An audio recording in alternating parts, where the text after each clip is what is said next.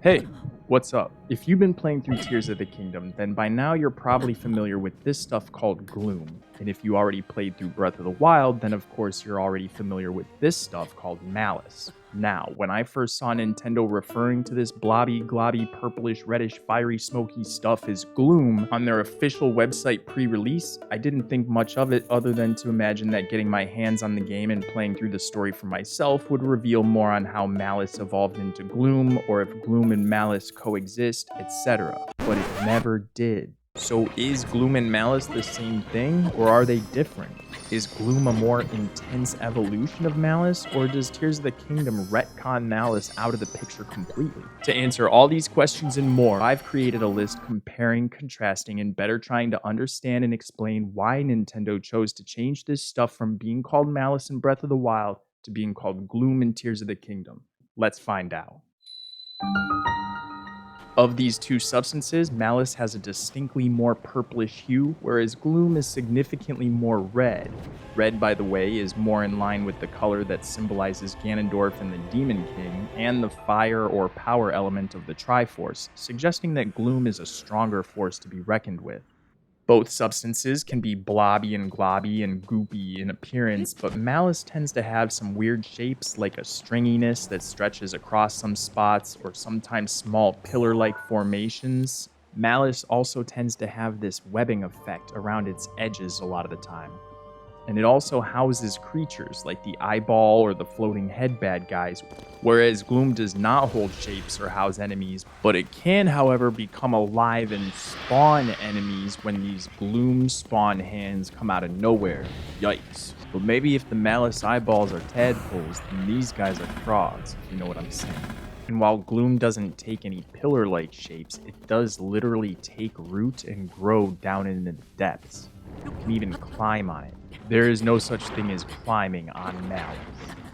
Whenever you take out an enemy in either game, it'll disintegrate into a cloud of malice or gloom or whatever, but they're pretty similar.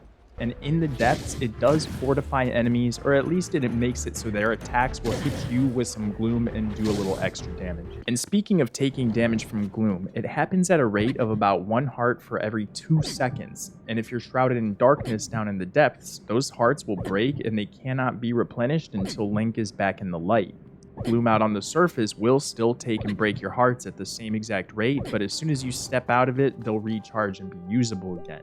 The Malice in Breath of the Wild doesn't do that at all. It cannot break your hearts like that. It's simply not a thing. But it does damage Link twice as fast at about 1 heart every second. Whenever you go running through Gloom, you'll hear a distinct danger sound and see an effect, and then you'll see these gloomy flames emanating off of Link the entire time you're running through it. But it doesn't slow you down. Malice does not make a distinct danger sound or have any special effects, but it slows you down because it's more of a sludge. Both substances can have a smokiness or a hazy fogginess in their appearance, and with both you can see these little specks floating around in the air when found in light concentrations. In cutscenes, both are also seen in the form of these flying blobs that spew from the source, whether that be Calamity Ganon or the Demon King. And they fly out into the overworld, and now Malice fuses with, takes over, and possesses all the machines that the Sheikah had built to help fight against Calamity and turn these machines against them. While Gloom flies out and just creates new and more powerful enemies all across the overworld, spawning the Demon King's minions out of nowhere. Another interesting ability the Gloom has that Malice doesn't is that it's seen affecting people's health and getting infused with the rocks at Death Mountain, creating marbled rock roast. The Gorons ate it and became zombified by. They weren't necessarily being evil when under this spell, they were just shells of themselves. They weren't who they are. They were sick. And Gloom infecting people and making them ill is the reason Zelda gives Link to explain why they went down under the castle seeking out the source in the first place, where we pick up at the very start of Tears of the Kingdom. In Breath of the Wild, when King Rome Bosphoramus, the last king of Hyrule, is telling us the story of the Great Calamity, he also tells of a secret power that lies dormant underneath the castle to oppose it, which we now know is the arm of King Rauru, the first king of Hyrule, and Zelda's secret stone. In The King limited Rome, Ganon's true Bosphoramus form. also One talks must about the know the Demon story from King an being age-long born into the past. kingdom, The but Demon King was transforming born into into this kingdom, Malice to but his create the horror that transformation you into see, malice created well, the in horror Breath you of the see Wild, now. Calamity Ganon. Again, when did he turn back into Gloom? And when did he transform into Malice? 100 years before Breath of the Wild?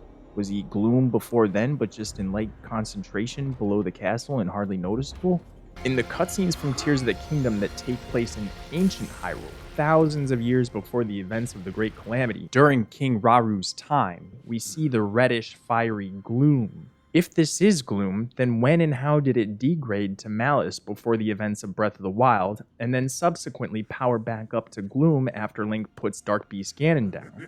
Could it be that after Raru sacrifices himself to seal the Demon King and ends the imprisoning war, that somehow Gloom becomes Malice sometime shortly thereafter? But then why is it called Gloom before dehydrated Ganon wakes up at the start of the game? Because now Raru's seal is almost gone and broken down and Ganondorf was going to power up again anyway? It's hard to tell, because in Tears of the Kingdom, there are few references to things that actually happened in Breath of the Wild. And as far as I've researched, the word malice never even makes an appearance. There's no mention of divine beasts either, and the four champions are barely acknowledged other than a statue dedicated to Mipha in Zora's domain, so at least there's that. And I understand that this is probably largely in part so that people could play Tears of the Kingdom and understand its story without ever having played Breath of the Wild or even seeing any gameplay for that matter. But if they're going to change the name of this stuff and give it new properties, then weaving something into the cutscenes and the dialogue to help explain what Malice is or was and how it changed to Gloom or whatever could have, would have, should have been very appreciated by myself and others like me who know a lot about Breath of the Wild and are curious. As far as I was ever concerned, this is all Malice. I call it Malice still when I'm playing. I don't mean to, I just do. It's habit, maybe one to break. Unless this stuff really is just a modern, graphically enhanced interpretation of Malice, the same as what they did with Diamonds, for example. Same item, same description, sells for the same amount. It just looks different because why not? But as I've gone over, Gloom and Malice have distinctly different properties, not just aesthetic differences. Could it be that the name changed simply to reflect the theme of the game better? Somberness and gloom fits better than anger and malice. Malice being a physical incarnation of hatred, malevolence, or rage, and the desire to do evil, whereas gloom would be a physical manifestation of darkness, despondence, despair, and depression, hence the name Tears of the Kingdom.